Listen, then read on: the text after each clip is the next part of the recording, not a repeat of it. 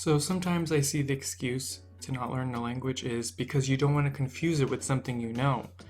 Maybe parents don't want to teach their children some kind of language, or a student doesn't want to learn a language for fun because it could be confusing. And today I want to talk about why that's total garbage. So, inspired by my last video where I'm learning Korean, Japanese, Chinese at the same time, I want to talk about how I keep these separate in my mind.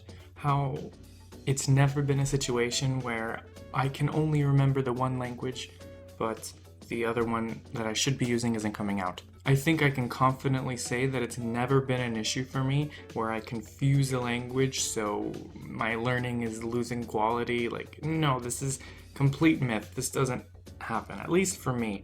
And I'll share some reasons for that today. For me, I don't think I ever confuse languages, and I think the number one key thing is the oral posture. So I'm not just saying your pronunciation has to be good. I say literally the parts of your mouth need to be in the right places so that things come out naturally. Because you will never accidentally say the right word if your oral posture is correct. So, for example, if I have my English oral posture and my tongue is pretty far up, my jaw, I think, is pretty far forward when I speak English in my accent, I am never going to suddenly just remember the French word for something, accidentally use that. But you may say, English is my native language, so this is not a good comparison. Okay, let's talk about two foreign languages to me that I've never confused. Korean and Japanese are often said that they're super similar, and sometimes learners can confuse them. The grammar is similar, the vocab is similar, the syntax is similar. But for me, the Korean oral posture is so different from that Japanese one. The jaw is in a different place, the tongue is in a different place. It's just unthinkable for me to say taberu instead of 먹다. Like, it's unthinkable. This can never accidentally happen. And those are pretty similar languages. Even within one language, there's so many different accents. Even within America, I have my particular oral posture, but if I want to go pack my car in the harbor, my oral posture is completely different, right? So obviously between countries and languages, those differences are going to be super, super strong. Even if a word is phonotactically possible in a language, it still can sound very exotic.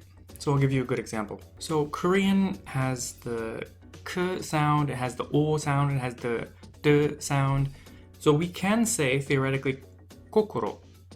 But to a Korean speaker, this sounds so exotic because these sounds don't normally occur together. So because of that, I'm never going to think kokoro when I'm trying to remember maum. Maum is so easy for the Korean oral posture that you can't miss it. So if someone were to say, well, what about Spanish and Italian? They're so similar. What about Russian and Ukrainian? They're so similar.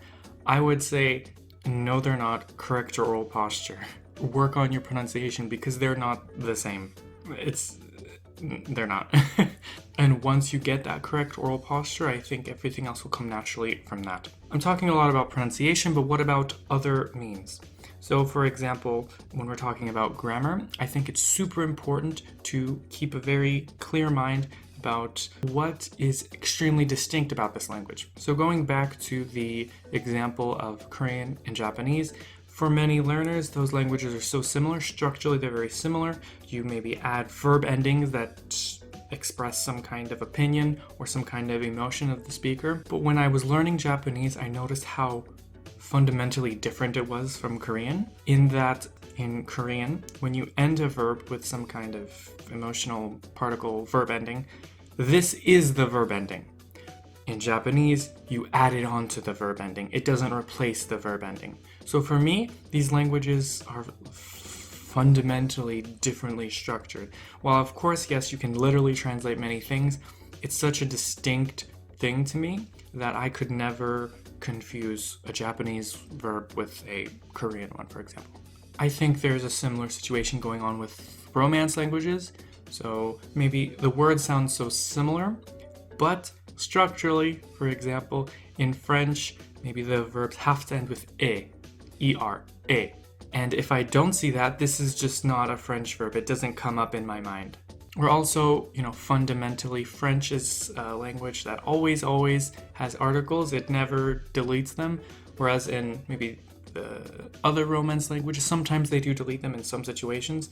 French is so strict about that. The fact that you're distinguishing languages in your mind is really important to keep them separate in your mind, I think. So when I think about language, I kind of have this universal grammar in my mind where the noun goes here, the verb goes here, the adjective goes here.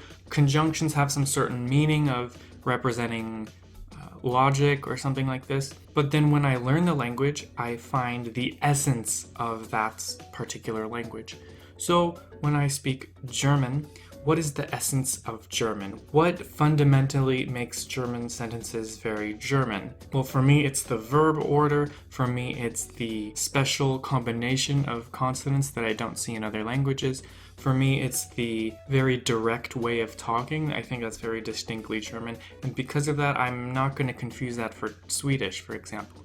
Even though it may have some grammatical similarities, it's still so extremely distinct in my mind. It's so extremely German that I will never think of a Swedish word when I'm trying to think of German. So that's the key thing. Think of the essence of the language. What makes this language special? I'm always thinking that when I'm learning a language. What is special about this language? What's different about you? I think learners like to think about, oh, how is this similar to something I've learned? Your brain's automatically going to do that. So you need to be consciously trying to think, how can I make this language distinct?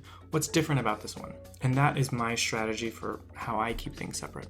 Of course, there's some other obvious things that can help psychologically to keep things separately. Maybe you are trying the oral posture thing. Maybe you're trying to find the essence of the language. Maybe you're trying to notice the grammatical differences.